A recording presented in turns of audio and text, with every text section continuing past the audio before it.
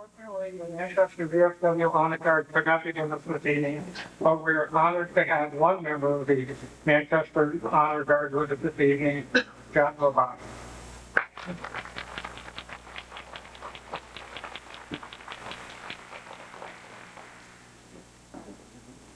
I'm John Schuby. I'm president of the Bolton Alumni Association and the Bolton Historical Society. Welcome to Bolton's commemorative observance of the 60th anniversary of the end of World War II in Europe, the 30th anniversary of the American involvement in Vietnam, and I want to also welcome you to our Holocaust Remembrance observance tonight.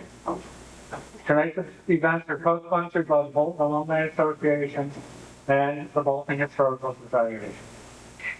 Tonight, the leaders in the Pledge of Allegiance is the gentleman who is responsible for compiling the list of veterans that we see before you. 60 years ago, when the United States Marines raised the American flag over Mount Suribachi, this Marine was there on Iwo Jima. I'm honored to introduce Franklin Tony.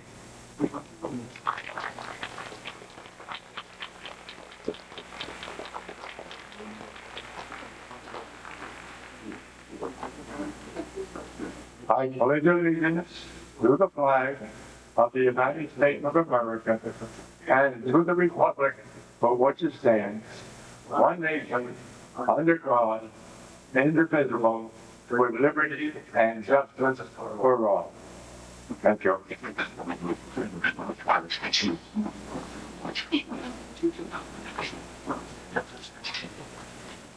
Bolton High School music program vocalist Kim Brown will sing the Star Spangled Banner. Kim is a member of the graduating class of 2005.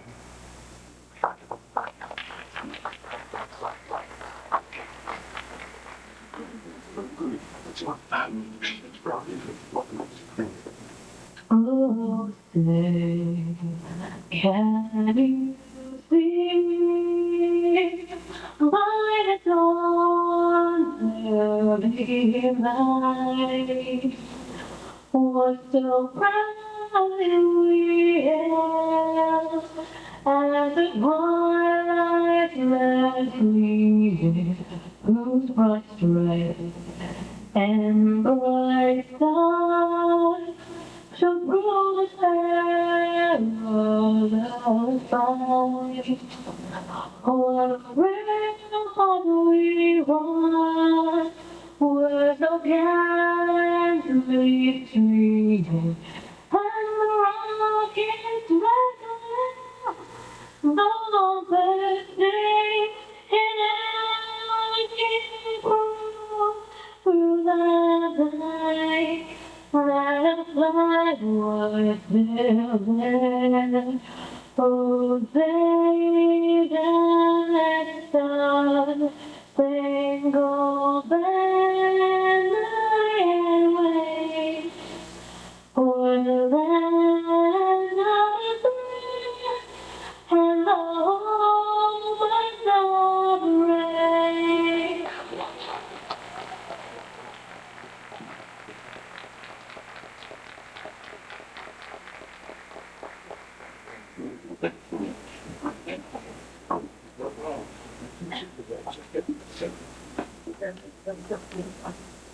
All these students have this busy schedule. If you came directly from work and having work, and now you have something else to go through for school. I'm pleased to introduce Reverend Chuck Erickson from the Bolton Congregational Church, who will offer an invitation for this evening.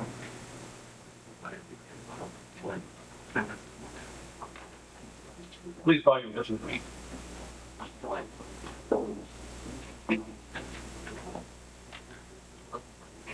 Almighty Creator, we seek your presence and your blessing as we gather this evening to honor and remember those who served nobly and honorably in World War II, Korea, and Vietnam.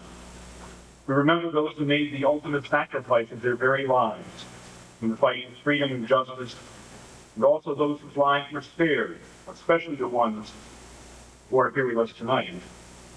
We remember the unthinkable horror of the Holocaust and continue to mourn the innocent men, women, and children whose blessed lives were lost in that shameful era of our world's history.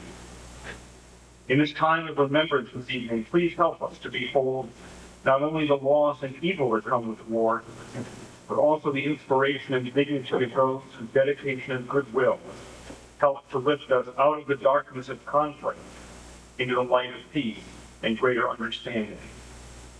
May this be an evening for us to rededicate ourselves to high principles that beat in the hearts of brave warriors many years ago.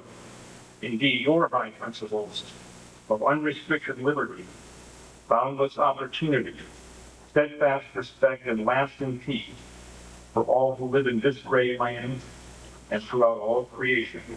Amen.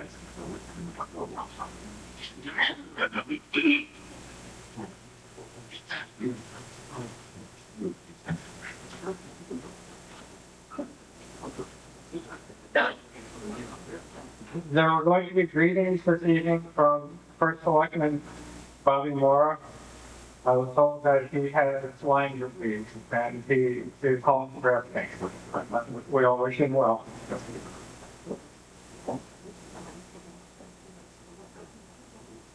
If you put your mind to a task, you can accomplish anything that you want. When I was young, I was always told that.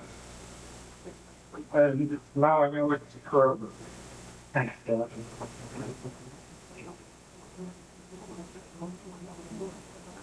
This monument has been a long time coming. In 2001, when I submitted my first plans for a Vietnam monument, I figured that in a year it would be finished. I first showed my tenants the plans, and like everyone else, they thought that it looked very nice. The next sentence they said was, "What about Korea?" And I knew I was in trouble. One more of a kind then. And that wasn't the last time that I heard the same phrase around town. What about Korea? What about World War II? Raising money as a Vietnam monument was somewhat akin to fighting the war on the Hudson Front all over again. And believe me, that was the very last thing that I wanted to do. I hope that the monument would have a healing effect on for us and would bring all of us across the generations together. I continue to listen to many friends here in town from that I went to high school with me, and they all said the same thing. And what I realized was that the World War II and Korea vets, as well as the Vietnam vets, deserve to be individually honored in stone for the entire world to see all day and all night long. I had problems with my new son, and I sought out artistic help. I went to see both an artist by Sobel, and she gave me some very good ideas, and she also gave me a very detailed sketch from her son Don Sobel from the class of 1968. What you see before you is two-thirds Don's design. I retained the oval base, and it's the same dimension as 8 feet wide. But the slope side that you see with a star on top of the column is Don's concept, and it's elegantly simple. And I hope that you like it. This is it. The Bolton Veterans Monument and Honor Roll Plains. One of the main missions of the Bolton Alumni Association was to honor fellow alumni who have served in the United States military. Tonight has fulfilled that mission.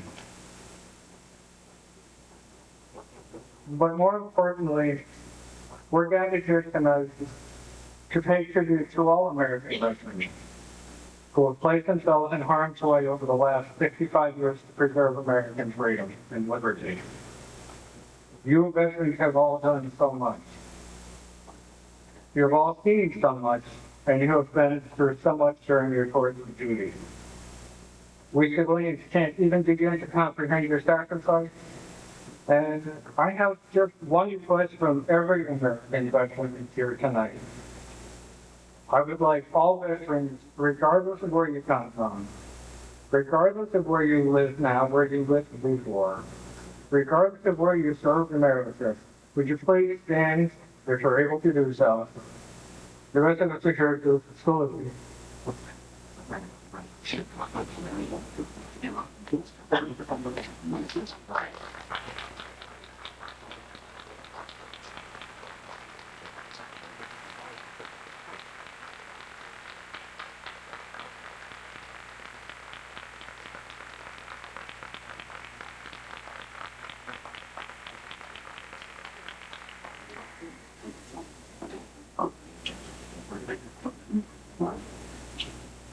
Tonight's benediction will be delivered by Pastor Dan Evans from Mount Zion Christian Fellowship.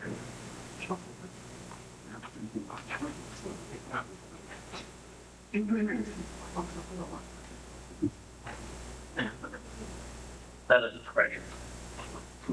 O God of our fathers, whose almighty hand has been our sure defense, we are blessed as a nation because our God is Lord. O Lord, you are strong and mighty. You are mighty in battle. And through you, our veterans have done valiantly because you have changed down our enemy. We thank you, dear God, for all of our heroes who have proven that they love their country and their family more than their own lives. We especially thank you, dear God, for all of those who gave their lives, that we may experience freedom throughout the world, and that blessing of liberty may flow like a mighty stream to every people and culture. We remember their sacrifice, and they ask for a blessing upon the family that gave up either a son or daughter, a father or mother, a brother or sister, for the heritage of freedom and the protection of the homeland. Now, everything that's within us, our soul praise you, for you are our help, our protection, and our foundation. You are our fortress, our shield, and our defender. Other cultures and other peoples may trust in many things, but we will remember the name of the Lord and put our trust in you. Grant your peace, we pray. Amen.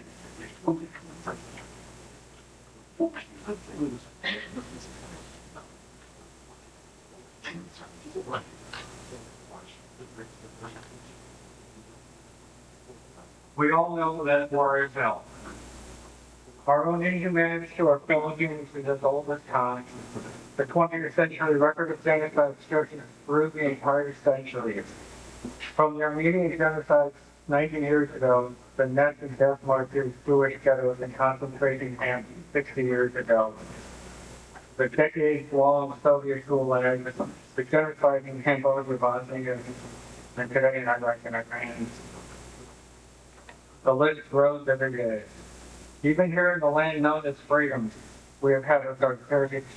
From the witch hunts in the 1690s, the lynchings of African Americans over the last several hundred years. The effect on American freedom and American history that these domestic hate-based terrorist groups has been chilling. We still see dragging murders of African Americans. We continue to see the beatings and murders of gay Americans from sea to sea, and we still see prosperity and receive a little sign of fear and intimidation here in the home of the brave. And we see these same signs and symbols of hate right here in Bolton. Just down the mountainside from where the American Revolutionary troops camped on the Rose Farm. To see swastikas and the phrase students were voting on the shack. Just down the hill where George Washington, Ben Franklin, and Alexander Hamilton visited our American patriot troops to quote his plan in the defeat of the colonial occupiers. It's just impossible for me to believe it happened here. But yet it's true, and it is here. When we see these things, we should be repulsed. This is not America. My Nana Toomey taught me at 5 years old never to hate.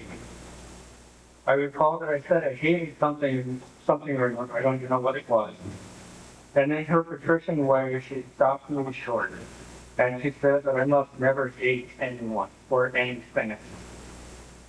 She then went on to explain about the effect of hate on the world and that is why we had to fight World War II. Hate, she said, was what drove the Nazis to kill innocent people. I have no great wisdom to impart to us tonight, but I do know that in 1790, President Washington, in his great wisdom, wrote to the Hebrew congregation and put forth the following. For happily the government of the United States, which gives bigotry no sanction, to persecution no assistance, requires only that they who live under its protection should demean themselves as good citizens, in giving in all occasions their effectual support. Our founding father went on to say, may the children of the stock of Abraham who dwell in this land continue to merit and enjoy the goodwill of the other inhabitants, while everyone shall sit in safety under his own vine and fig tree, and there shall be none to make him afraid. May the Father of all mercy gather light and not darkness on our paths. Like the Father of Italian would wish I had memorized that, but she taught us to memorize the Declaration and the Bill of Rights and other great American documents. Presenting a Holocaust Remembrance event is the highlight of my term as president of the Bolton Historical Society.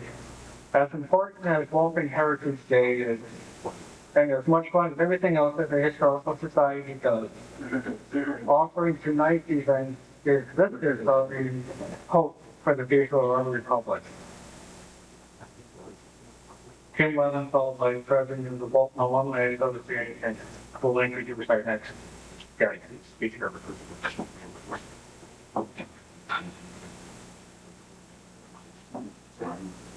Good evening, thank you for attending.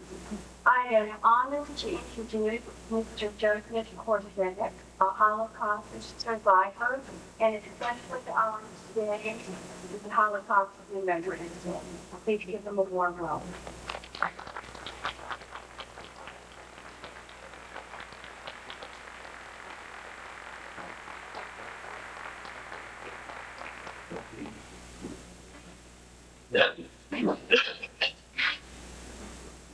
Thank you all.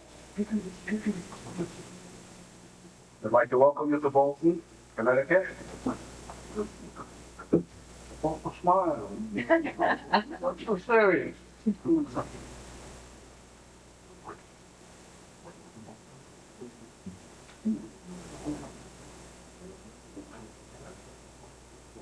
As a surviving witness of the Holocaust, I wish to share with you some of my experiences as I lived and suffered through those cruel 68 months in Poland and in Germany, in which 6 million of my fellow Jews were murdered.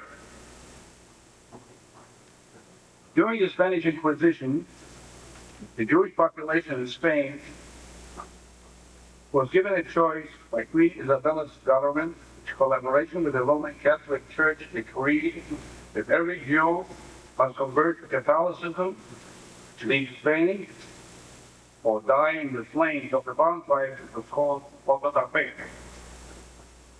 We were not so fortunate. During the days of our ancestors' enslavement in ancient Egypt, Pharaoh decreed that every Jewish male child be drowned in the Nile. Hitler and his henchmen embarked on a program of total annihilation of every Jewish man, woman, and child, even after the third generation, which meant that children of converted grandparents were still considered Jewish, according to the Nuremberg laws, in line with the purification of the master race. I cannot help but continue to ask why. Why was this group of decent human beings selected among all the nations and ethnic groups for such an ignominious fate? And it does boggle one's imagination.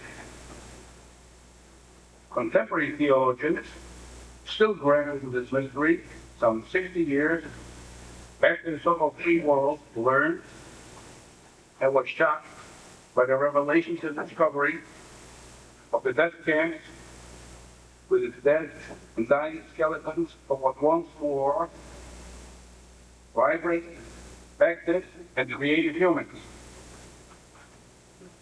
We shall never forget, but to one degree or another, this event, more than any other, has affected every Jew, wherever he may or she may reside, anywhere in this world. Never again must we allow this to happen to any people.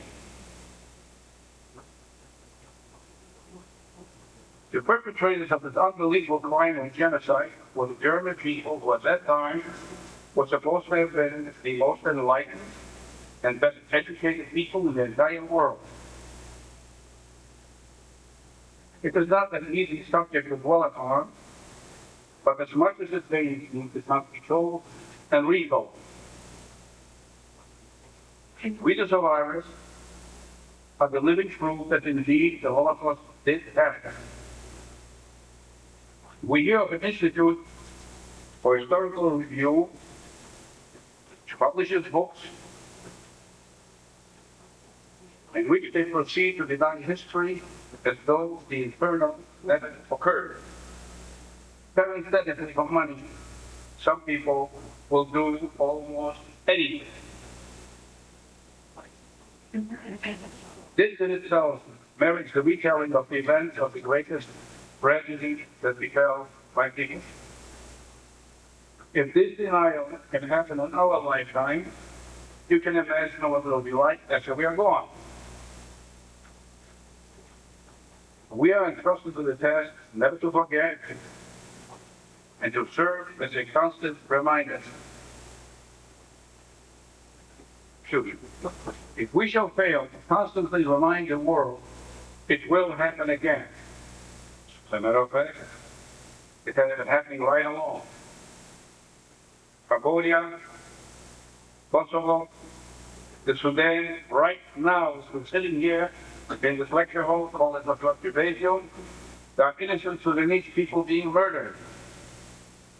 Does the world do anything about it? I don't think so. Which proves again and again the world does not learn from experience. And the innocents continue to die. But you have to realize, I never spoke in Cambodia, or Kosovo, or the Sudan. I speak to students. I've been doing that for the past 35 years. I've taken an oath on myself to teach as many students as I can reach, to live a life without hate. I received thousands of letters from students, not only in Connecticut, not only Massachusetts. I've spoken as far as Rochester, New York. Wherever I'm invited, they go. I don't invite myself. I do not charge for my lectures, not even for gas. This is my obligation to the United States for allowing me to come to this country 59 years ago, and for allowing me to marry an American girl with whom I've lived for 50 years. Unfortunately, Lucy passed away 4.5 years ago. But this is my obligation to the United States, a repayment for allowing me to come here.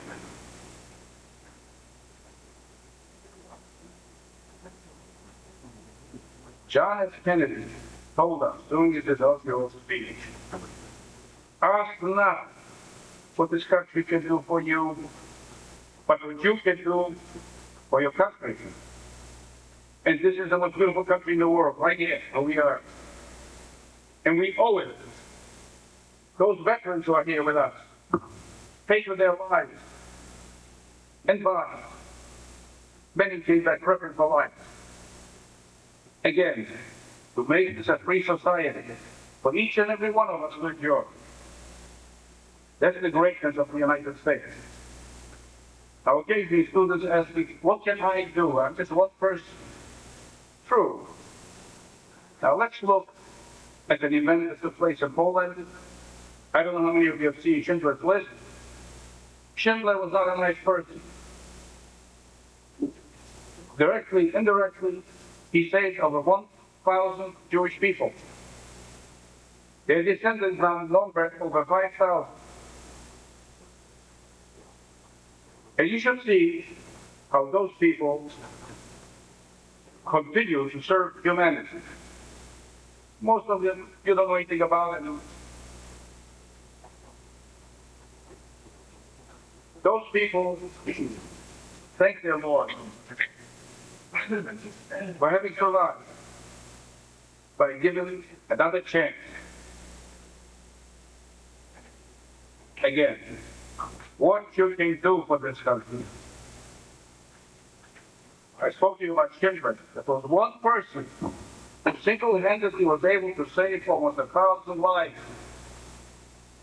Each and every one of us can do it too. Maybe not in the same manner, but in a different manner, by making this country great.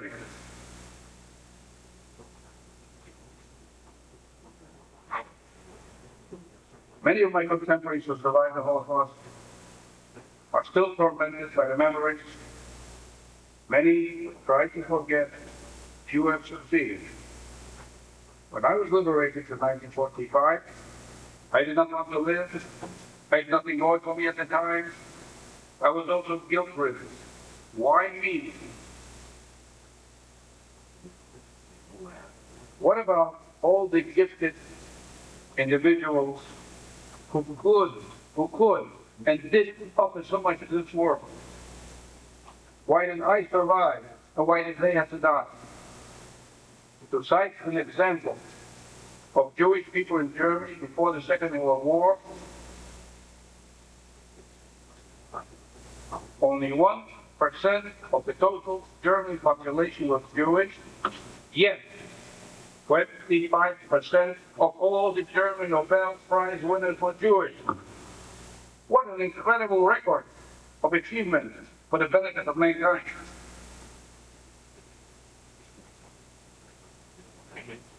Now I'd like to put the year in perspective. The year 1939 was some 66 years ago. I was the youngest of 3 children, age 14. We lived in a small town called Gorlice. It was located in southern Poland under the Carpathian Mountains. Population approximately 8,000, of which about half were Jews. We were not a militant people. We lived by the book. On Friday noon, the whole world of labor and commerce stopped, as preparations were made to welcome the Sabbath. And on the Sabbath, we dedicated ourselves to prayer, visiting relatives and friends. The youth of our community were more and more joining Zionist, revisionist, and labor organizations.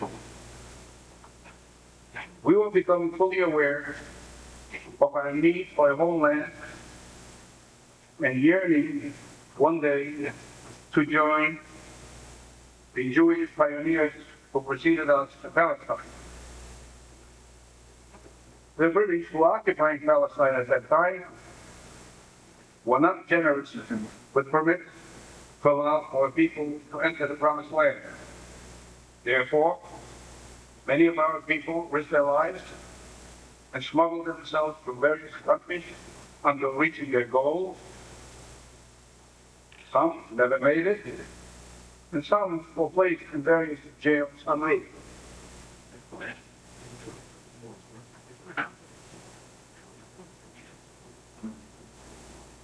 1939, we already had electricity.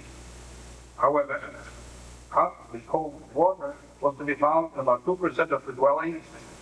All the rest had water carried in buckets with communal wells.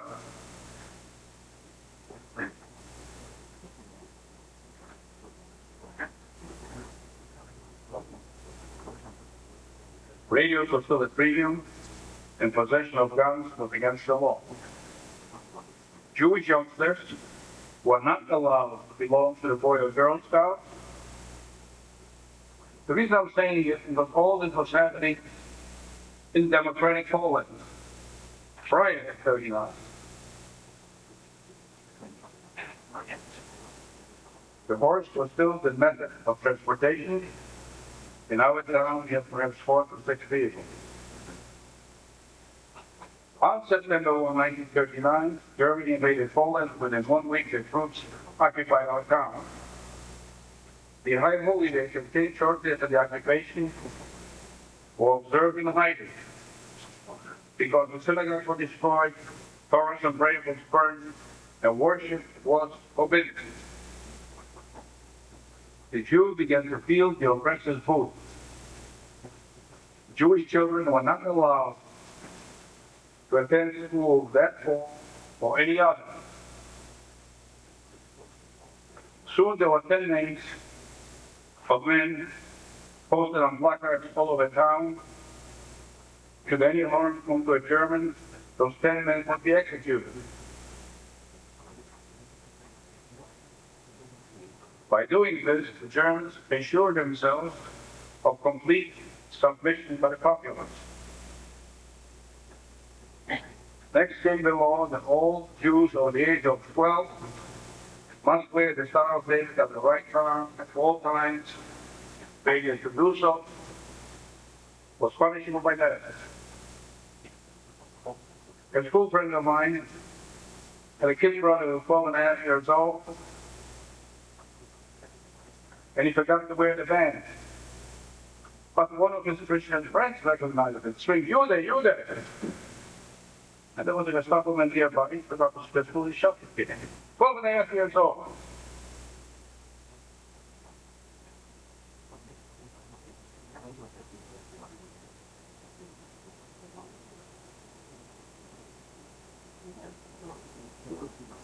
German authorities informed able-bodied boys over the age of 12 registered for work. In the beginning, each male Jew had to work for the Germans 3 days each week in order to qualify for food rations. In my case, I worked 6 days because I did not want my father to be accused by the Germans.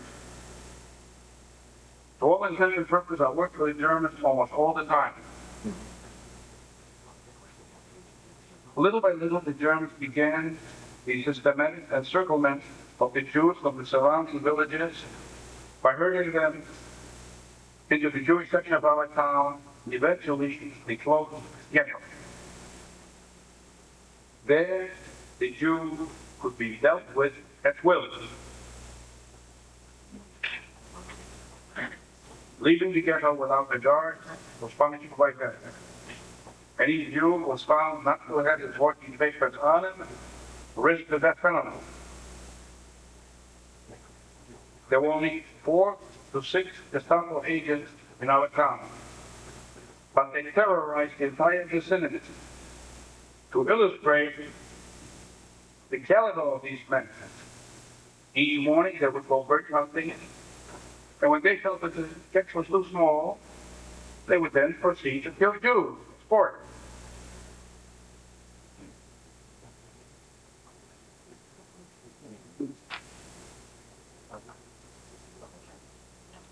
I worked for the German authorities almost all the time. And the work varied from road building, snow removal, and removing Jewish dead bodies till they were in the Gestapo headquarters. Eventually, I became a steady worker at the wood processing plant on the outskirts of our town. German in charge of the sadists. They used to stick this German shepherd on us. Also, the foreman used a whip to make us work fast. We were loading prefabricated barracks and hangars for the Russian front. One day, while working in the yard, piling boards to dry, a young Polish worker was bragging to me how he took part in the mass burial of some 900 Jewish people in a neighboring town. Why he really should tell me this with such enthusiasm, sharing with me how some of those Jews were still alive and we covered them with earth.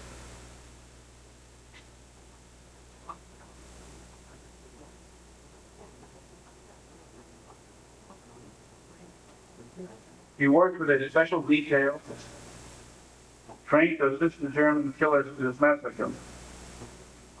He made a special point of telling me how some people were still alive and he covered them with earth. Men, women, children formed three lines, ordered to completely undress before they were shot and dropped into the pit. This knowledge I was afraid to divulge to my parents. However, it did prey on my mind. It could still recall the sleepless night, the fear within me, and visions of mass executions. Those days in the ghetto were much more difficult to endure than the years I had in 7 slave labor and concentration camps. By August 1942, I'm now 17 years old. The order came for the final solution of the Jewish question, which meant in our area was to be free of Jews. What the Germans called the area of Judenreich or human rights. The prompt dispatch to the Gestapo, reinforced by all segments of police, embarked on a door-to-door search for all Jews. All were found in hiding or shot on the spot. Our home was located on the same street as the Gestapo headquarters. And when we saw those trucks and buses converging on the Gestapo area, I then told my parents what I learned from the Polish fellow reporter. My father made a decision, and under cover of darkness, we left our home, never to come back. We made our way across the bridge into the non-Jewish section of our town, where we hid in a halo over a farm. Thank you. These are Christian charity.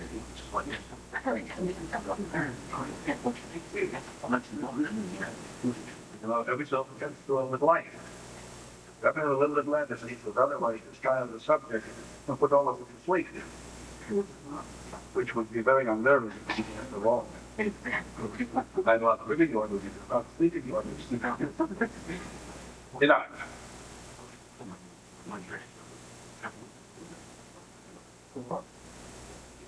When the 2 days of dice of gathering and filling the Jewish people in our area was over, we were still in the halo without food. And when this halo was searched by Ukrainian soldiers who were assisting Germans,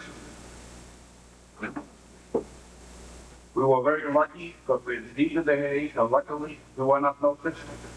Across the street, the Jewish family was found and shot. I can still see those 5 members of the family from the threats in the halo. Next, when the fellow came to feed the horses, my father came down. At that point, we couldn't stay there anymore, we didn't have any food. And he asked the fellow, what happened to the Jewish people? And he told us that most of the Jewish people living in the area once gone in an old shoe factory, an abandoned shoe factory. However, there was also a group of Jews left in one street. And so we all came down. There was a drizzling that morning. And we joined Sunday morning Christian worshipers going to church. Followed them, eventually peeled off into that street.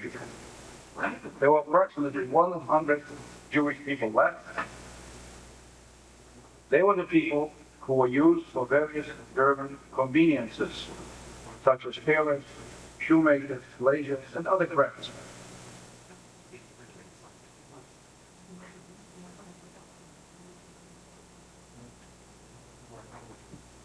This group also included the Jewish leadership of the ghetto, as well as the Jewish police. They had received a special stamp on their work papers from the Gestapo. When we learned that if one member of the family gets this particular stamp, he may be able to retain the whole family. I waited till the evening when the work details that I used to go to work with came in the evening. This time they were escorted by the head of the guard. I guess that was Sunday afternoon, so he gave the guards the evening off to go to town.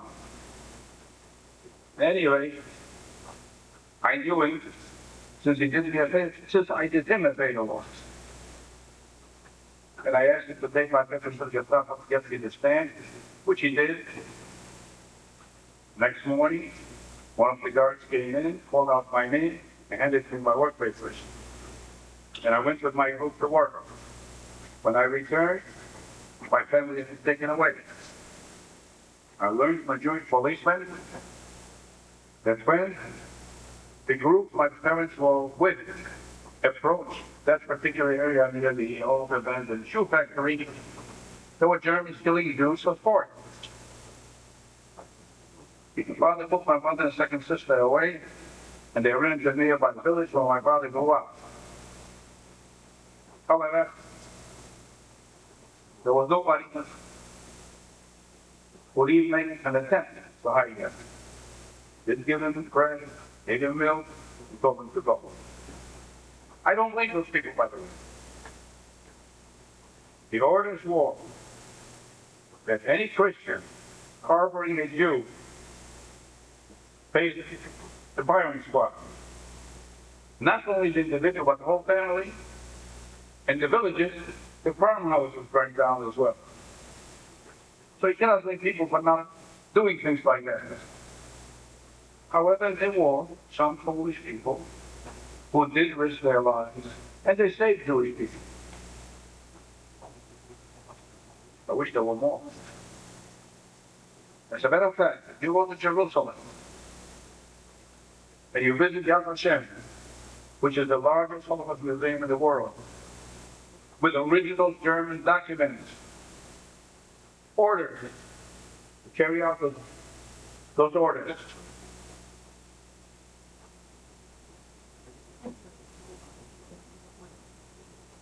After walking aimlessly for about a week, my family returned to the street, broken in spirit and lacking in strength.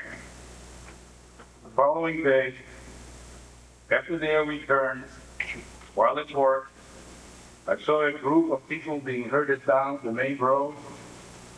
When I returned from work, I learned that group was my people. From then on, I never saw my father, my mother, or second sister again. I found out after the war that they were shipped to an extermination camp called Belgrade, located in Poland, where they perished. Soon, we, the remnants of our town, were permanently incarcerated in a barrack within the factory limits, behind barbed wire. Living quarters were not heated. Drinking water was brought in a barrel drawn by a horse. Latrines were of a temporary wood and rail-type outside ribbing. We worked from sunrise until late into the night. Before the transport of Jewish people left my town, I saw with my own eyes a uniformed German pick up a Jewish then throw it in the air and shoot him. That's right. You heard me right. Never does that scene escape me. An infant.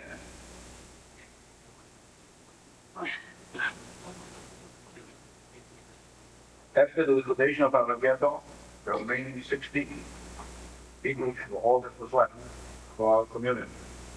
By December 1942, we were moved by truck to another one that gets by the Carpathian Mountains, closer to the Czech border. April of 1943, now almost 18, they moved us to the first concentration camp which was located inside an aircraft factory.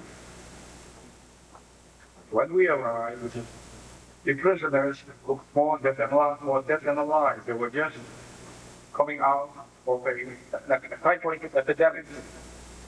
Most of those prisoners died, and the ones who survived was more dead than alive. And I guess we came as replacements for those who died. Our group was placed in a separate barrack after being deloused in a special barrack, in a special steam room. Inside the barrack, the cockroaches were waiting for us. This camp was surrounded by a light wire fence. Our first job was to walk a few miles to the airfield and push with our bodies an airplane stuck in the mud off the runway. Next, we were trained to do sheet metal work in the wing department. One day, a group of our people were executed for so-called sabotage. They performed sabotage, but you and I performing sabotage right now.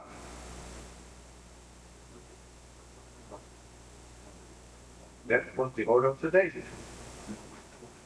It was not exactly what you did wrong. As long as it was perceived, that was enough.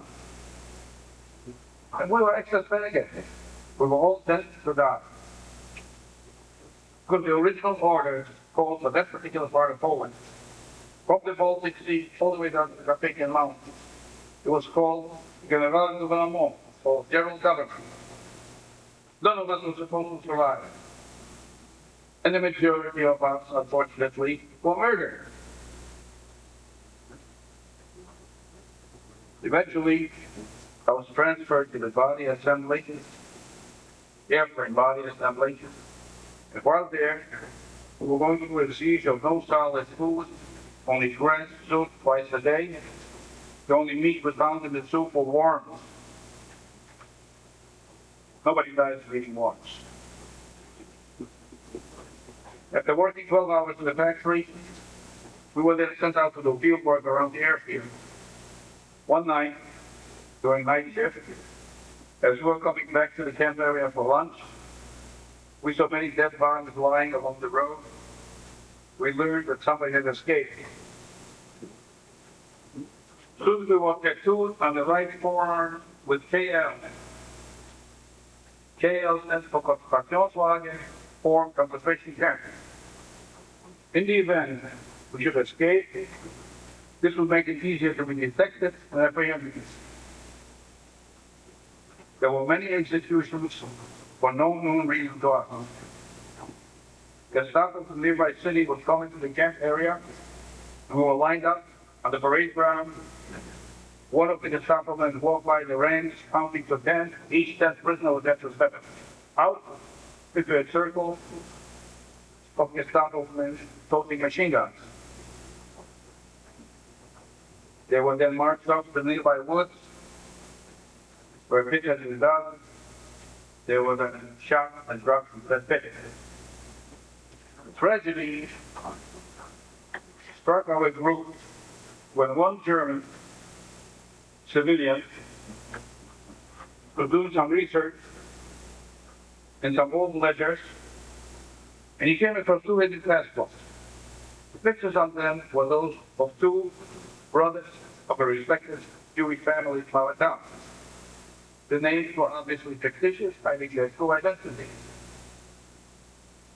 One of the brothers was our leader, was a professor, and a major in the Polish army. I'm giving it special emphasis. The Polish army did not promote Jews, unless they were extra special.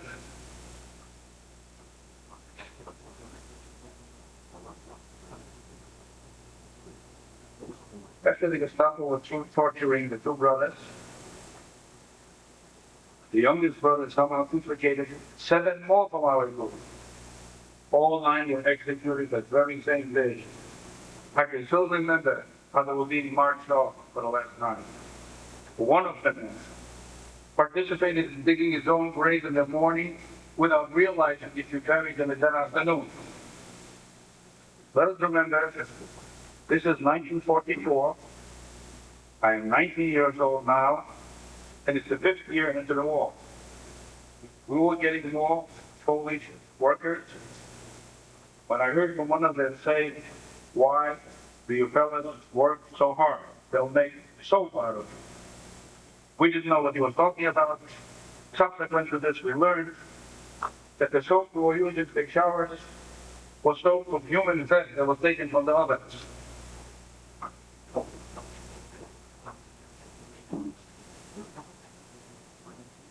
That was Germany. That was culture, was educated. And they knew how to kill people, believe me, with gusto. For the most part, there was no contact with the outside world. There was nobody left to write to us anyway. The stories and rumors that filtered through Walter Nature that our people were resettled somewhere in the east. Not until the war was over did we appreciate the fact that the devastation was almost complete. We did not know about any annihilation camps at that time. Average rule infraction for punishment of prisoners would be tied to a low table with the body naked and exposed. 2 camp policemen with whips would take turns, lashing 25 times, usually more. When the German Air Force began to use the airfield as a forward base, we could see something was afoot. 12 airplanes would take off, never the same number returning, always less. There were also some bombings during the night on the factory. Without warning, a trainload of empty freight cars arrived and we were loaded like cattle. After traveling a couple of days, we wound up in a Polish salt mine called Bieliczka. There we were supposed to work below ground level, where there was a factory in which we were supposed to make airplane parts. After several weeks, again we were loaded like cattle, into cattle cars as a matter of fact. But when the train stopped, we smelled an awful odor, not knowing that we were sighting an outfit. The smell was of flesh being burnt in the crematorium. Again, which we did not know existed anyway. Through the slits in the car, we could see women prisoners in long striped uniforms, with heads shorn of all hair, working in the fields, and they looked like zombies.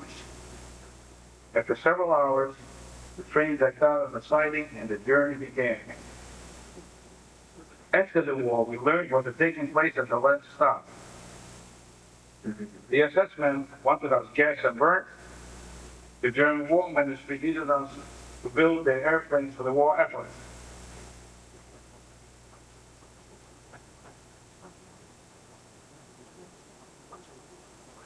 We left Poland, crossed into Germany. Trip took about 4 days. En route, we was not given even a glass of water. Those cattle cars were unreal, the stench unbearable, and the uncertainty frightening. When we arrived at the stone quarry, which was concentration camp Flossenburg in Upper Bavaria, near the Czech border,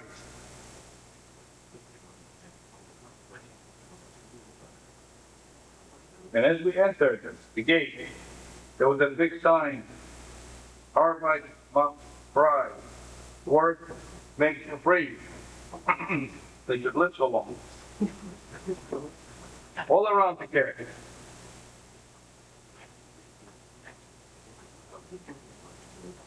On the outer perimeter, one could see guard towers with guards holding up the machine guns, aiming inside the camp. We also saw several rows of electrified wire, and on the parade ground and the border drawn red, leave, wallets, belts, photos, everything left it on the place on the parade ground, naked, ushered into a very large shower area, where we were showered with cold water, and ultimately sent us to a different war, a different door, into quarantine. Quarantine was a camp within a camp.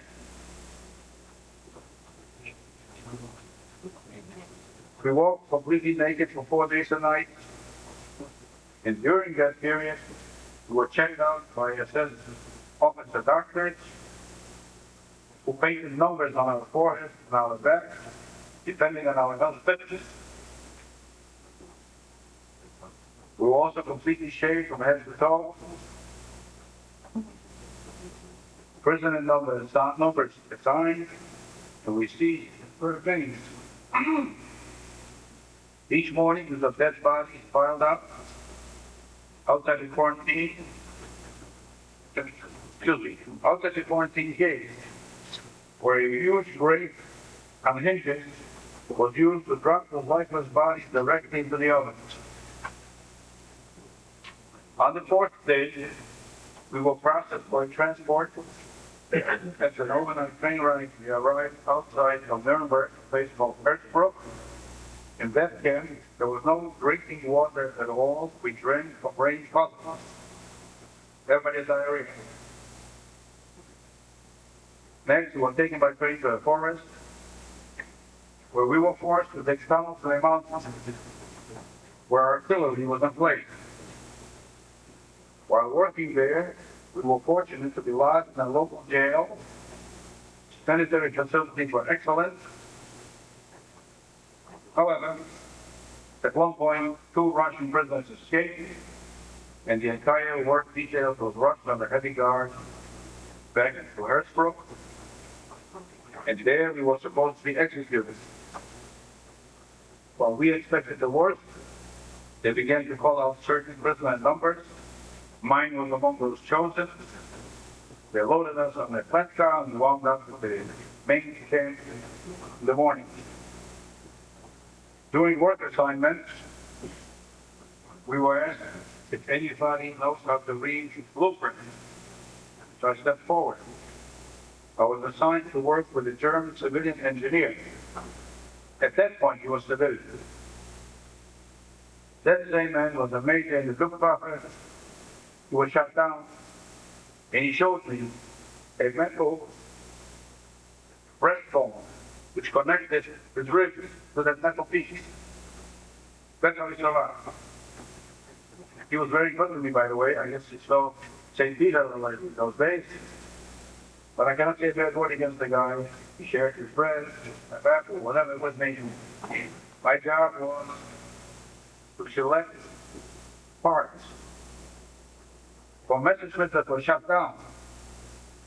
And I had to select which parts can be reused in the assembly of new Messerschmitts. It goes down the road. But then my engineer friend was transferred. I don't know what transferred to this day. Suffice it to say, I became a pawn in the hands of the head couple who took jurisdiction over me and immediately sent me into the penalty command. The new couple, the head of the penalty command, was a deranged individual, really local. Ultimately, he died from drinking some of the fuel from the aircraft. Put that on, I said, God. Anyway. It's enough of that. Now, that couple who took jurisdiction over me, he was also a prisoner and belonged to a group of professional gangsters. They were the ones who were wearing the green triangles. We were wearing red triangles as political prisoners, same as the communists. Now, what I'd like to emphasize right now, which is not part of my prepared text, in Germany, for what I understand, every concentration camp in Germany was built by Germans for Germans. The population of those concentration camps consisted of the green triangle and the red triangle, either gangsters or communists. Those were the people who were in charge within the camp limits. The SS came in only to count, or to hang, things of that nature. But otherwise, everything was done by German prisoners who were our bread givers, so I say. After all, they did provide food for us, such as it was. They provided shelter. They gave us uniforms, the striped uniforms, as thick as my shirt.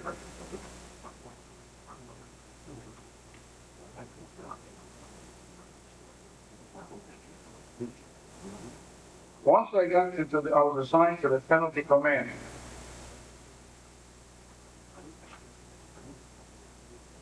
The work consisted of all this dirty and rough work. Not one prisoner survived the penalty command. I went back to Germany in July for some other occasion. And I went to the administration building where they kept all the records.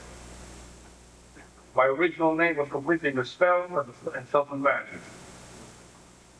And I asked those in charge, do you know of anybody who survived the sharp commando, which was the penalty command in the Stone Quarters? No. I told them, well, you're looking at one who did. Now, how did I manage to survive? At that point, I had a very dear friend of mine who was school together. We were in camp from the very beginning. By now, he was an assistant to a German barrack leader. And he did everything for that man, from cooking, sewing, ironing. He was even used as a woman. That's right. I pleaded with him. This is my last chance. Because my strength was ebbing. I could feel each day I was feeling weaker. Because they did not give us enough food to withstand the horrible war. And the wind, cold, below zero weather, constantly up in the mountains. It was horrible. And I knew it was just a matter of time. Lucky for me, my friend implored his boss, who belonged to the same group of green triangles.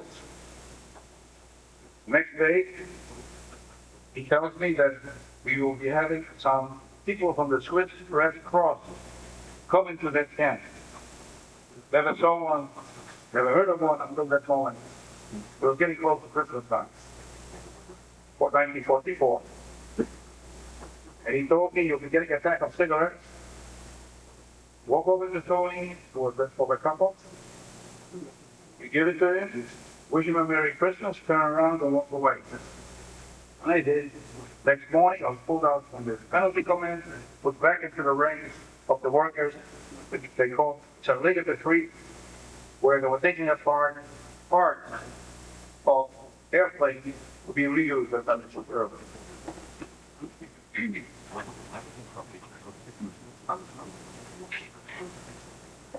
And in a few months, April to be exact, Jewish prisoners were quarantined to 2 barracks, not allowed to come or go. After a couple of days, they were loaded into freight cars, and within a half hour, airplanes came overhead and shot up the train. I can still remember hot blood on my left cheek. And I kept punching myself. I felt no pain. I didn't see any kind of cut. I turned around and landed next to me, his head shot off. By the way, those were American pilots. However, they had to do a job. They were told, they were giving orders. Anything that moves in Germany has to stop.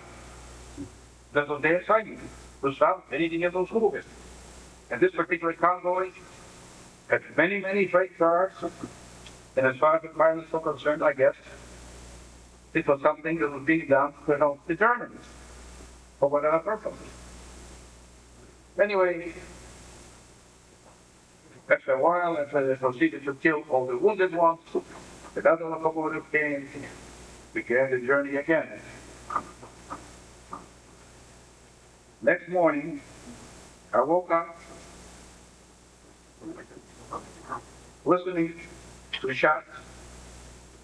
bullets going through the freight car, with people lying and moaning. One had his leg shot off, the whole leg on the right side. The other one. Anyway, it was a slaughterhouse. I was trying to walk out of the car door, and there was that plane with a yellow, facing nose, spitting fire, coming directly at me, and I must have passed out.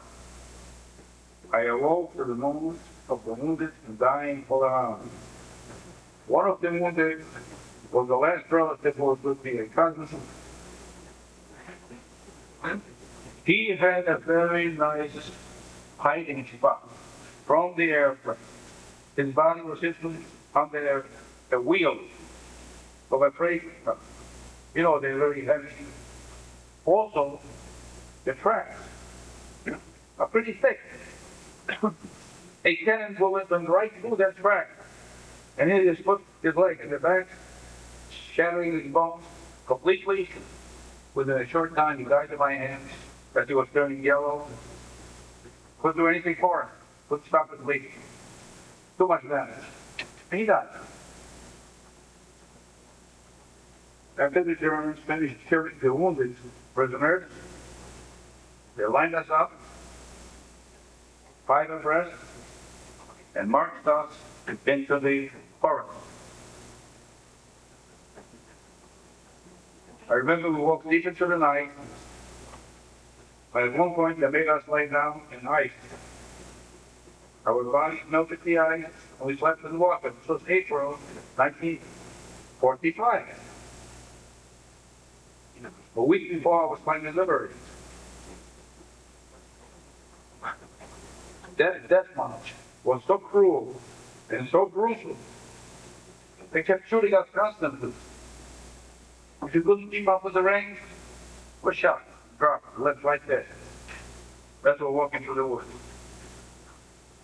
On the 6th day, oh yeah, I remember we're eating bark from trees and blades of grass. You've seen a cow graze. We graze the same way. When you're hungry, you'll eat anything. You've got to satisfy that hunger. Many of us die from hunger, but most were shot dead right there on the set launch. On the 6th day, we will walk into what appears to be a churchyard, and we're given food for the first time, which consisted of 2 boiled potatoes, then marched again into the pouring rain. And it rained all night.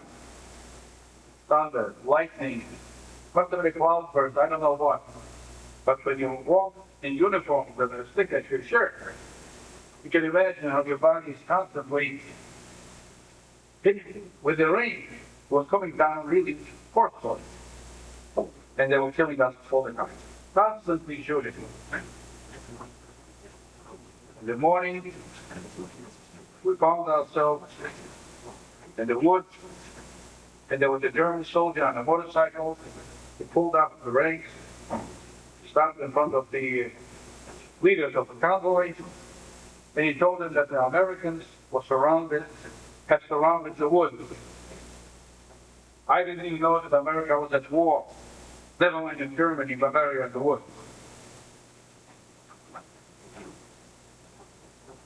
And then the orders were for all the assessments to walk up front, while a meeting with them or whatever. By now, there were more assessments than prisoners. I learned also something very unusual. The reason why they didn't kill us all was for their own safety. They did not go on the Eastern Front because they were guarding Jewish prisoners. And it was more important to guard the Jewish prisoners than to fight the Russians. Stupid, bet your life.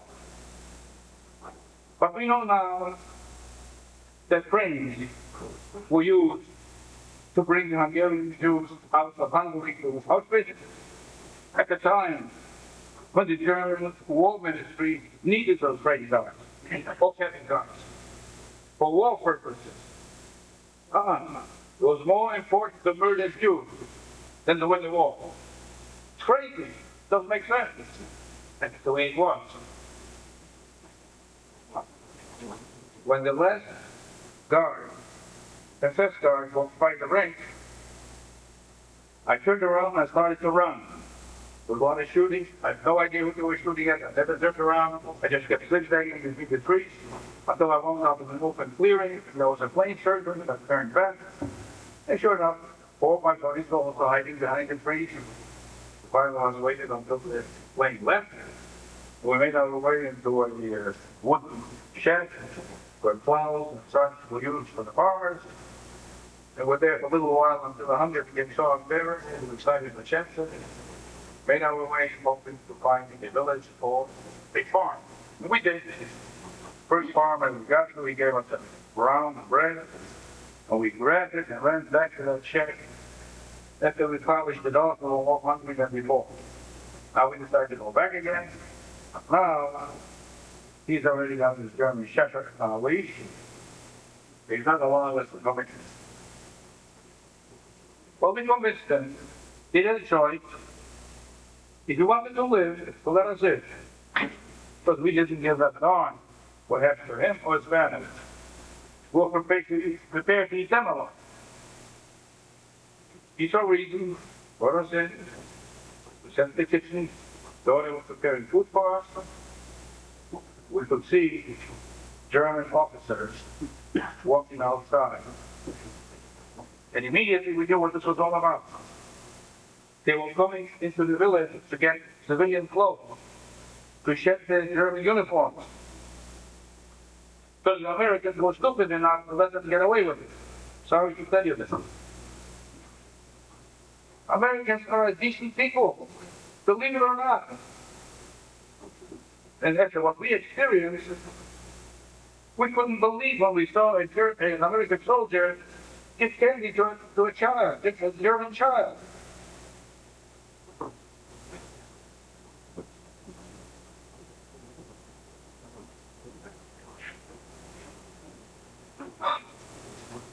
The road, oh yeah, we slept with the cows in the barn that night. It was warm, comfortable. In the morning, we came out of the barn, and there were tanks and bars that I could see.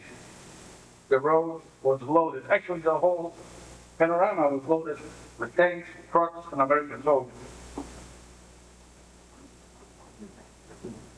Anyway, we were following along the road where all those tanks and trucks and whatever they were using because they kept throwing off. A soldier would open a K ration, C ration, whatever rations they were, take one spoonful and throw out the can with the rest of them. For us, this was life. And we kept gathering all these things. They filled our belly with everything. Don't ask me what we were eating, I have no idea. But whatever it was, filled our stomachs. So we were able to live another day. A couple days, we come across a group of American soldiers guarding German POWs, prisoners of war. And we didn't understand English, they didn't understand Polish, we could not communicate. They didn't understand German either. However, somewhere along the line they came across a Polish soldier who was part of the British Army. He was somehow included into that particular forward force that was liberating Europe.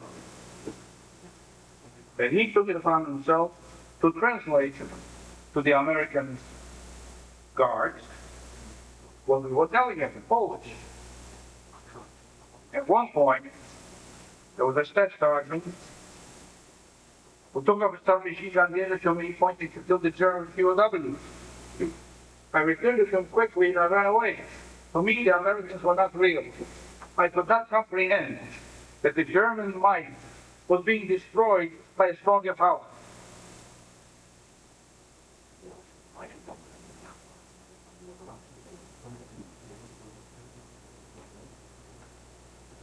After over 6 years of imprisonment, our mental faculties were not human in the normal sense. We did not know right from wrong. The constant brainwashing of being told at every contact that we were subhuman vermin, Jewish pigs. And as such, we were on the bottom of the totem pole. And any prisoner of any ethnic persuasion had the right to pick on us, and they did. Survival of the fittest was a way of life. Actually, my dream was to see Hitler and Germany destroyed and then die. The Holocaust deals with the human tragedy. By way of illustrating the enormity of what 6 million people represent, I suggest a civic sentence anywhere. Having 10,000 people at death for 600 evenings, never come out alive. Then people can understand. 6 million is impossible. But it's people, dollars, whatever. But when you break it down, by 10,000 individuals, go to see a basketball game or whatever, or play, for 600 meetings never to come out alive. How much human suffering people endure until the final human shame brought about their demise. Now the Holocaust deals with the final solution of all the Jewish people under the German occupation. This did not happen 500 years ago in Spain. This is contemporary history, just a short 60 years ago. And I thank you very much for your attentiveness. As I promised, I will entertain questions. However, before I do that, and I'm stuck with some chewing gum in my finger, don't mind me. Pardon? They should not go to never mind, don't worry. That should be my little problem. What I'm trying to share with you now, what I have learned, passing it on to American students. I tell them, next time you meet, please go to the mirror, because you will see the person who hurts and suffers. If you don't understand right away what I'm saying, let me explain it in other scenarios. Let us assume that some of you students in this lecture hall hate peace. Yeah, very right. That's the United States. We have so many freedoms here that you don't even know what they are, but someday you'll find out. You're the luckiest people under the sun. And so are we all. But let's assume for argument's sake, some of you hate me. Let me exactly what happens. Why do you hate me? I'll get into my car, I'll turn on an answer, I'll fine, I'll be a friend. That's the life lesson. Use it, and I'll be unwinding on sex in my office. While you, those who hate me, are using your hearts out. Are you really fixed my wagon, didn't you? That is the stupidity and the fallacy of hate. I can say the same thing to those students' parents, grandparents, or people sitting here right in this audience. Invariably, there was somebody saying, oh, come on, Joe, easy with you, talk. You don't have enough married. That PITCH, you just dropped that 20 years ago. And unfortunately, every family is not married somewhere. Why? I would like to find out why. Why do we have to live with hate? We do. Thank you. This is an obligation I took upon myself, and I will do it for the rest of my days. I'm going to be 83 days, and I don't feel a day over 79.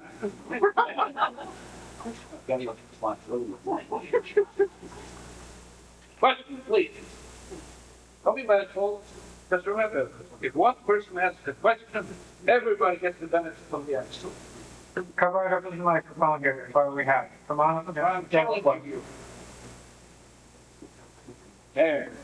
We have one volunteer, thank God. What made you never give up? What made you never give up? Well, I guess I love life. And when you like to live, you do everything in your power to live. You do everything that can be done to preserve that life. I don't do it by anybody else in the family.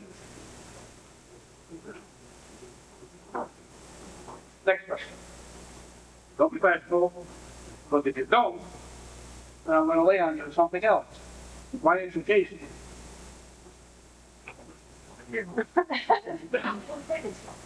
Well, somebody can get you know, something not like those basically, something hard. We'll take off this nonsense.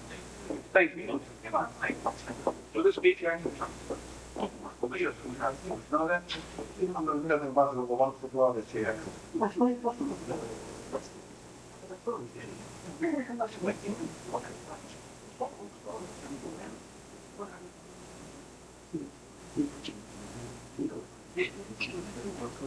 Don't laugh. It's not fun.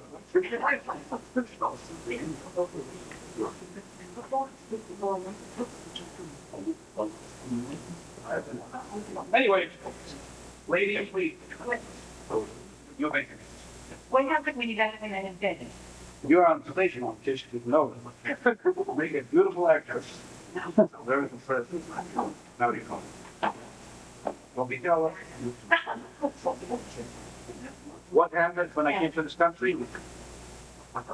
I arrived in the United States June 24, 1946.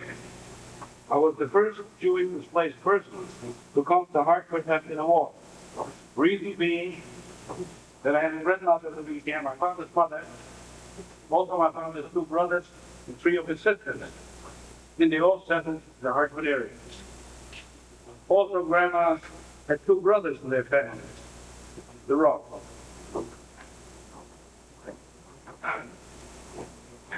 I was very lucky. I had an uncle who was the father of one of these ladies here, who paid for everything for me to come to America. At that time, I did not want to come to America.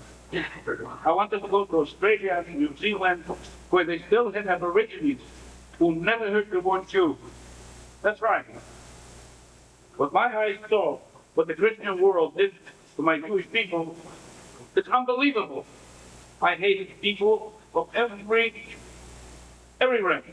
Men, women, children. Humanity was at its lowest. To me. Pardon my bad, my was temporarily engaged. You're supposed to be your mom. Seriously. I could not look people in the eye. Because what my eyes saw, how humanity is degraded to the point where an animal wouldn't do it to a person. And humanity sank to its lowest during that period. And that was an official government amongst nations. And the world stood still. Nobody gave a good goddamn for a Jew. I'll explain to you what I mean by that. I would like to share with you what happened in 1938. November 9, 1938, a Polish Jew, age 17, killed a German diplomat on the steps of the German embassy in Paris, France. He shot him to death. The German diplomat's name was Van Raaf. Von was the fighter's name. And immediately Hitler ordered the largest pogrom ever. He orders war to burn all the synagogues in Germany, rape Jewish women, loot their stores, and the reason it's called the night of broken glass, because they threw bricks into the windows of the store so they could go in and rob whatever they could. They had complete freedom to do whatever they wanted, not to come to anybody. Also, I learned there were between 25 and 35,000 Jewish males. I was never able to determine the exact number. Suffice it to say, between 25,000 and 35,000 only German Jewish males were incarcerated. What at that time, 1938, already were in existence 3 major concentration camps: Sachsenhausen, Buchenwald, and Dachau.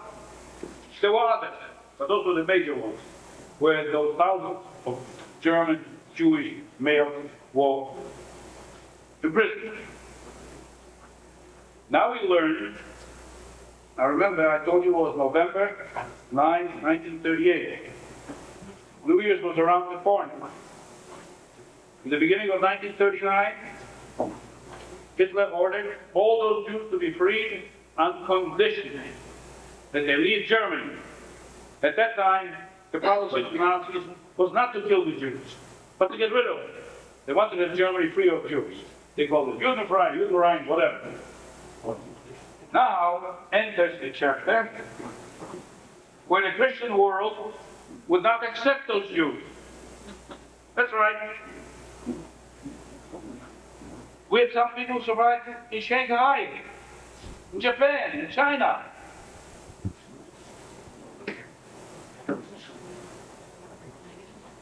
Now Hitler found out that nobody wants the Jews. They are the bad boys. But the rest of the world has nothing to do with the Jews. You're old enough to understand what I'm saying to you. That the Christian church did a number on those people. After all, we were Christ killers.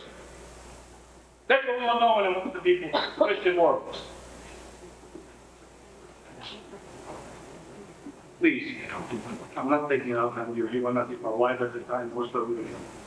Unfortunately, the Vatican, who are notorious anti-Semites, one after the other, every pope.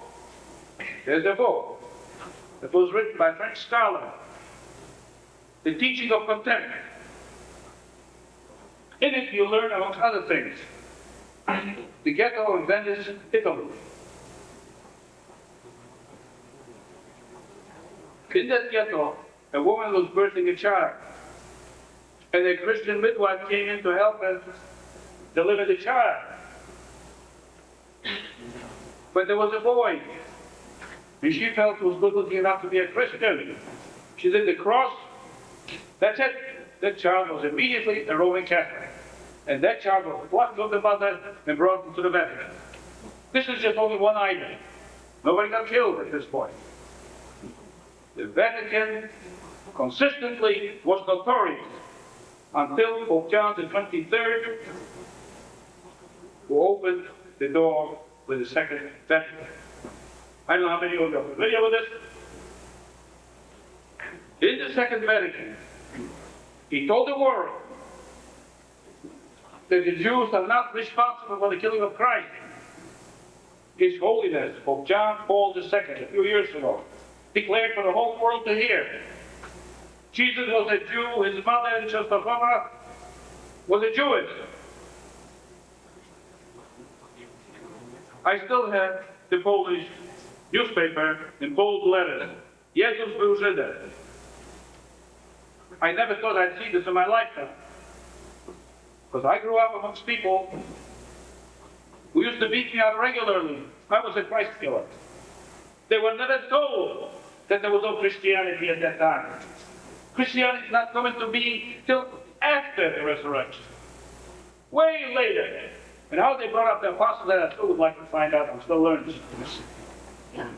You also have to understand that the New Testament, especially the King James Version, carries his name. At that time, there were no Jews allowed to live in Britain. His money printed, had this particular New Testament printed. And in it, if you read it, if you studied it, if you were part of that church, you will learn how the Jews were accused of everything, beginning with the Black Plague. Any catastrophe, anything that happened to people, the Jews were responsible. How intelligent people believed all this nonsense, that was boggles my mind. That the priests were doing it, that was their job. I learned that in Poland, from 1918 until 2004, there were only 3 premiers: Plon, Wyszynski, and Glenn. And all 3 about anti-Semites. And the priests had to toe the mark. The Jews killed Christ. On Christmas or Easter, we were not allowed to be on the street. Because worshippers came out to church with daggers in their eyes. After all, 2,000 years ago, I'm still responsible for it today, if the Jews were the ones who did it. But we do know differently. That Pontius Pilate was not a nice person, as he's painted in the Passion. We see that play Passion. What is that trying to prove to us? That a human being can absorb such unusual punishment?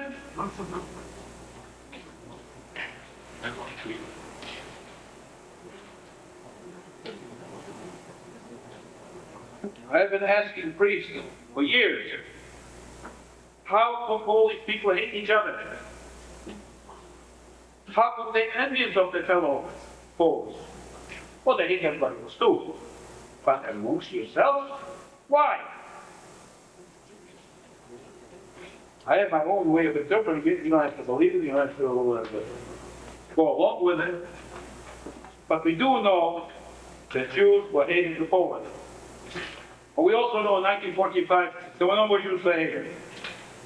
90% of Polish Jews were murdered, which means any family having 10 members, only one survived and 9 were murdered. And that's history. I did not create it.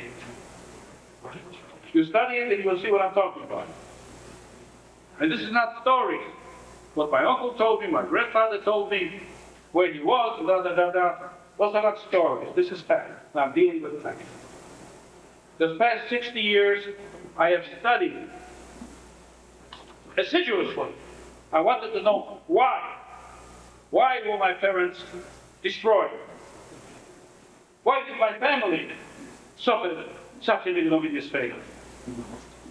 I went to Jerusalem, Yad Vashem, on 3 different occasions and looked in the archives. I came up with 117 names of relatives of my father's side and my mother's side. You have to appreciate the fact that in those days there were large families. To be sure, for different reasons. There were 117 members of my family alive in 1939. Only 11 survived the war 6 years down the road. And out of those 11, 5 survived in Siberia, under the communists, under the Soviet Union. 2 girls survived as Christians, my sister and my cousin, both blonde, blue-eyed, very well educated, knew the catechism by heart. And 4 boys, myself included, survived the gas.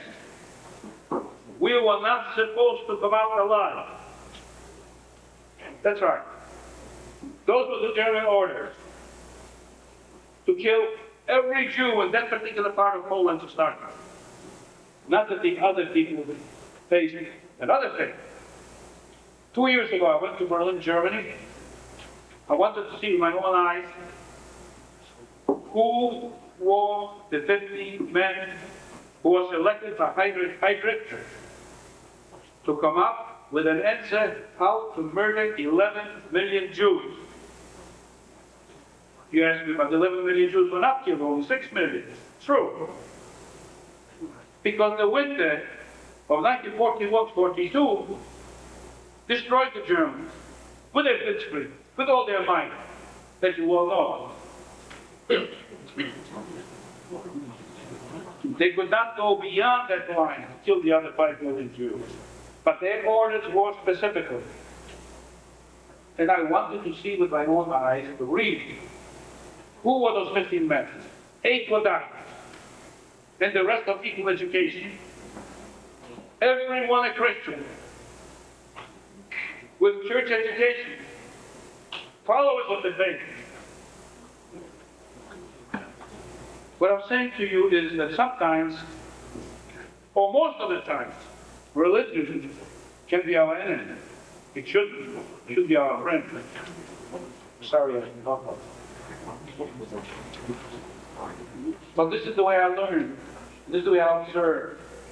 My sister would tell me I should go to church, kneel, genuflex myself, and say Shema Yisrael.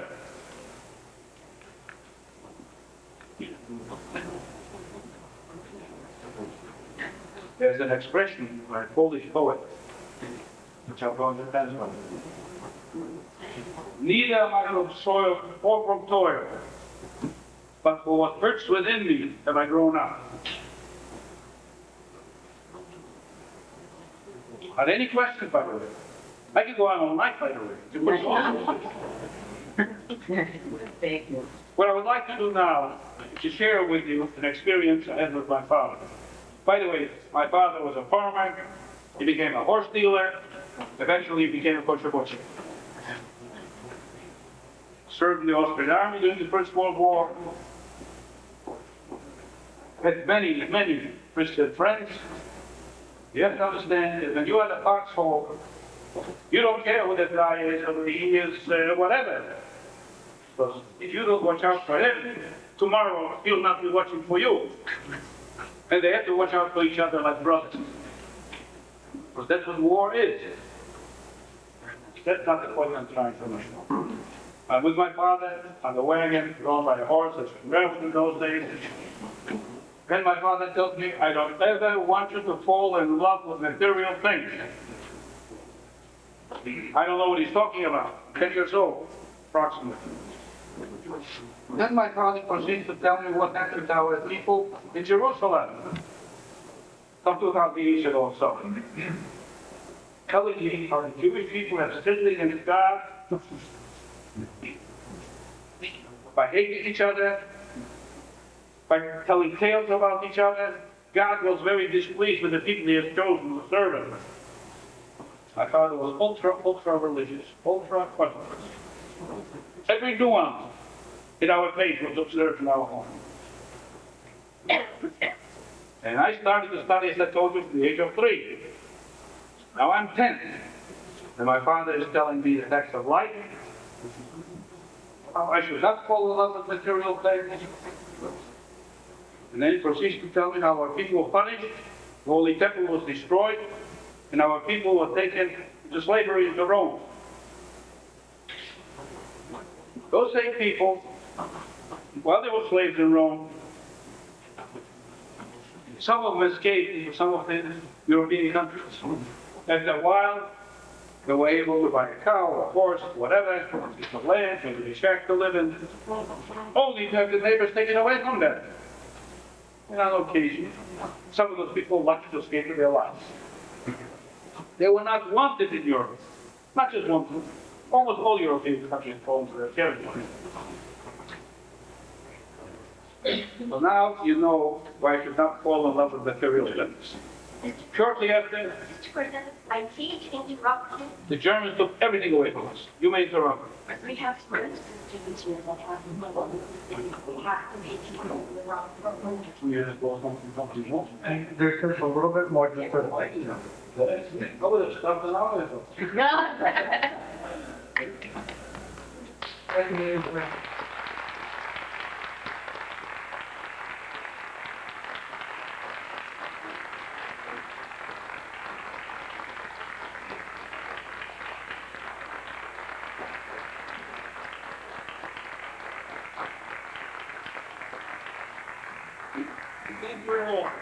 What can I tell you? Thank you. And thank you so much for coming. What we would like to do in the future is have Mr. President come back and speak to our freshman students.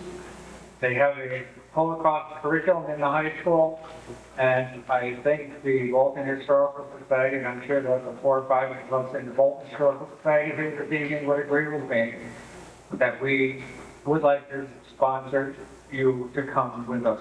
Thank you. Next fall.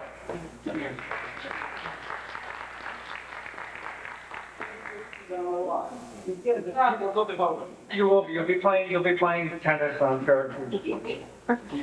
We'll be playing tennis and badminton, sure. Before we close, we did want to recognize any current service member or anyone who recently was discharged that wasn't Iraq and Afghanistan in the last couple of years. Is there anyone here, any young soldiers here today? We wanted to acknowledge them if they were here also. Anyone? Doesn't look like a real young guy. Yeah. And see, maybe you have to Vegas. Yes. He just got back, all right. But you can't look, oh, but he's not here Gotta unfortunately. go back. Yes, he had something going on. Oh, And that's Tomorrow night, we're having, a guy at our poll, going to honor him. And he did to the company commander, he said the city is there. oh, But it only lasted 2 months. Then he was called up for active duty. well, thank you, Mr. Roboto, for coming. There's a couple of people here that I want to acknowledge before we move on. The person that I've been working with very closely on the design of the monument, and the person that's working with the monument company that's having the actual stone cut out of the mountain. And the stone, by the way, is from Barry, Vermont. And originally when Dawn from Haley Connerton, she's the one that asked the first question. Dawn, where is she? She's the one that we've been working with.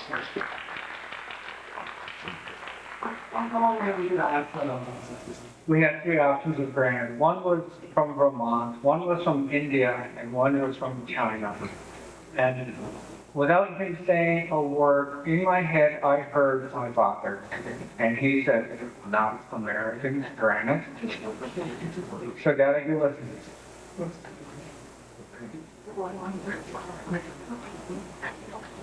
We also have with us, my cousin Debbie Toomey Flout, whose company will be doing the actual monument foundation on the town green.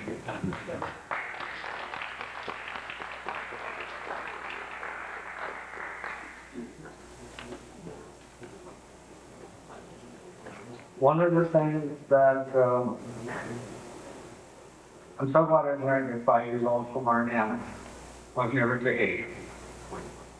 And thank you so much, Mr. Corbin. And we hope you can bring that same message here to the Bolton students next fall. Okay.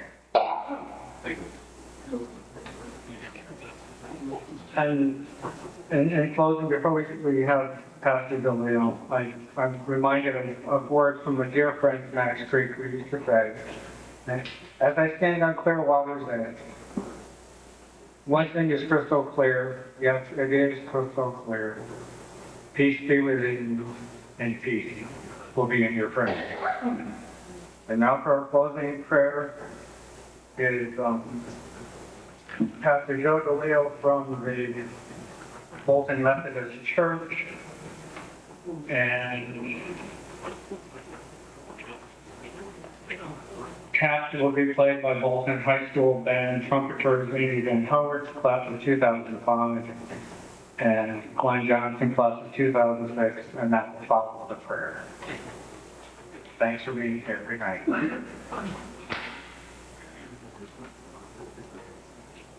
Pastor DeLeo.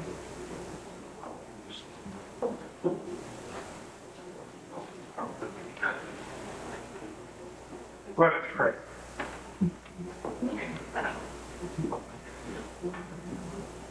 Lord of hosts, we have gathered here tonight in your presence to remember the Holocaust and its all its victims. We are gathered here in your presence because of our remembrance of all who have served our country and were called upon to sacrifice their young lives in World War II, Korea, and Vietnam. Tonight, we especially remember those who hail from this town, who fought and died in those wars. God, our hearts go out to all of the families of these individuals whom we here honor. We pray that their faith, so rudely tried by the ordeal of burying a son or daughter, father or husband, has and may continue to sustain them. We also pray that we may find the right words and the right silences and comfort in them. May we this night honor their sacrifice as well. May we recall with thanksgiving the response of our young people to the call of war. How they answered the bugle call, to arms, to arms. We honor their names with wreaths of laurel and light crape. We feel a sense of pride in our hearts and our very souls for these men and women who have gone to war to preserve our freedom and way of life. May their death never be for naught, but continue to inspire us. And though we remember our hallowed dead and our valiant veterans, we beseech you, Lord God, hear our prayer for our children's future. Father of mercies, remove from the world the scourge of war. Expose our insane need to destroy and our secret enjoyment of destruction. Show us how to channel the energies we now waste in killing into enterprises which foster reconciliation, affirm communities, and proclaim the goodness of your gift of life. And Lord, thank you again for all the good that has come into the world through the all too short lives of those who died on the battlefields of the world to preserve what they held sacred. Amen.